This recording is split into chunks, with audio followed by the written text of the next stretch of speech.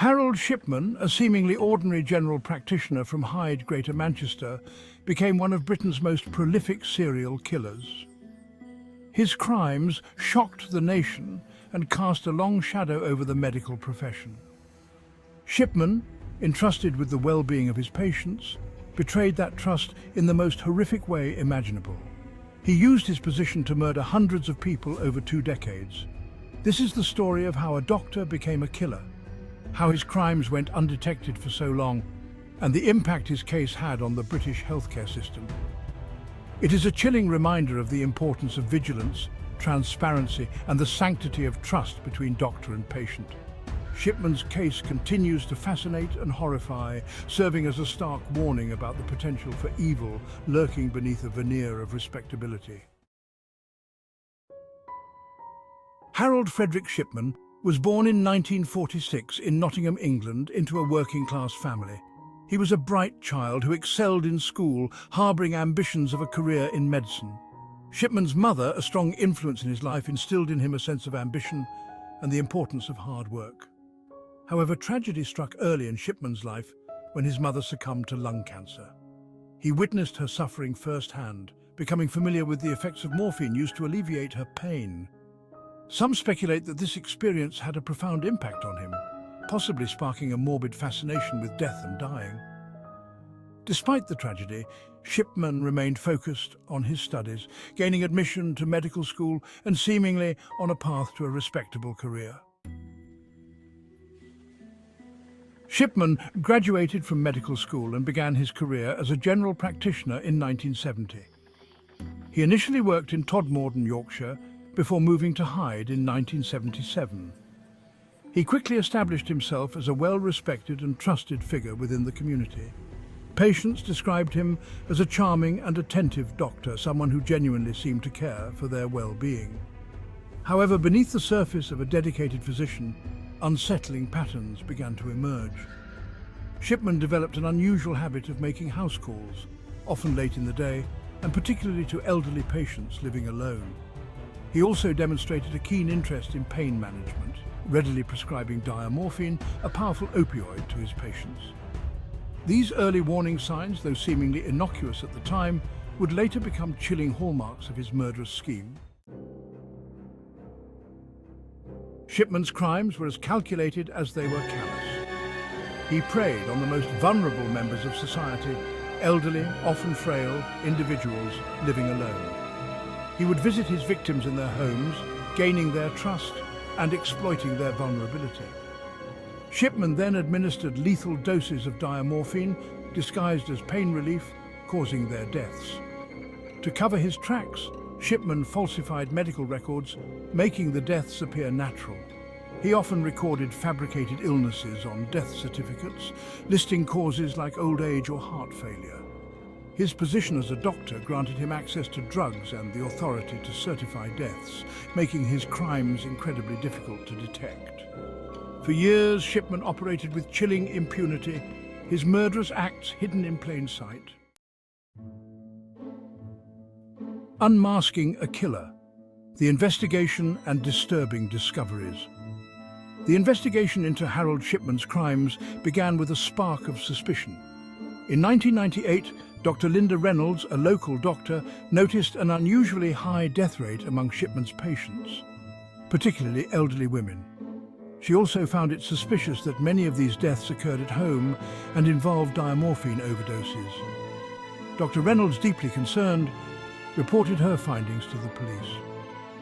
The subsequent investigation, led by the Detective Superintendent Bernard Postles, uncovered a horrifying pattern of suspicious deaths linked to Shipman.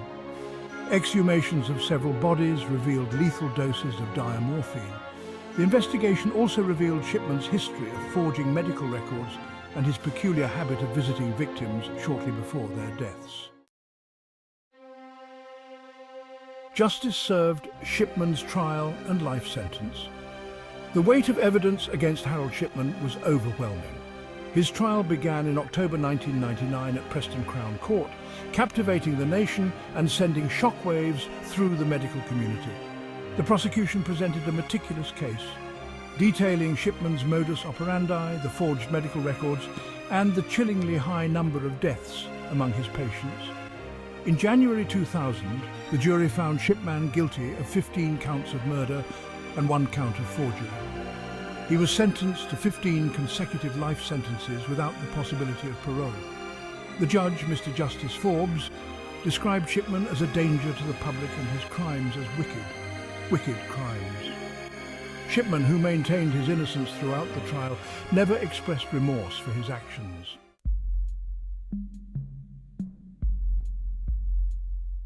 Section 7. A system shaken, repercussions and reforms in British healthcare. The Shipman case sent shockwaves through the British healthcare system and beyond. It exposed vulnerabilities in the system that allowed Shipman's crimes to go undetected for so long. The case prompted a fundamental review of procedures for death certification, prescribing controlled drugs, and monitoring the activities of doctors. One of the most significant outcomes of the Shipman inquiry was the establishment of the National Patient Safety Agency in 2001. The agency was tasked with improving patient safety by identifying, analysing and learning from mistakes in healthcare. The Shipman case also led to stricter regulations on the prescribing and handling of controlled drugs, as well as enhanced scrutiny of doctors' practices. Section 8. The enduring legacy, vigilance, and the sanctity of trust. The chilling case of Harold Shipman serves as a stark reminder of the importance of vigilance and transparency in healthcare. It underscores the sanctity of the doctor-patient relationship, a bond built on trust and the implicit understanding that a doctor's primary duty is to do no harm. Shipman's betrayal of that trust had a devastating impact on his victims, their families, and the wider community. His case highlighted the importance of questioning unusual practices, reporting suspicions, and fostering a culture of openness and accountability within healthcare. The legacy of Harold Shipman is one of profound loss, but also of crucial lessons learned. Section 9. Beyond the headlines, examining the psychology of a serial killer. The case of Harold Shipman continues to fascinate and perplex criminologists and psychologists alike. What drove a seemingly ordinary doctor to commit such heinous acts? While definitive answers remain elusive, experts have explored various theories, including a potential God complex, a fascination with death and control, and the intoxicating allure of power. Some speculate that Shipman's early experience with his mother's death, witnessing the effects of morphine, may have played a role in shaping his psyche. Others point to his seemingly narcissistic personality, his lack of empathy, and his cold, calculating nature as potential contributing factors. Understanding the psychology of a serial killer like Shipman is a complex and challenging endeavor, but one that holds valuable insights into the darkest recesses of the human mind. Section 10. A collective responsibility.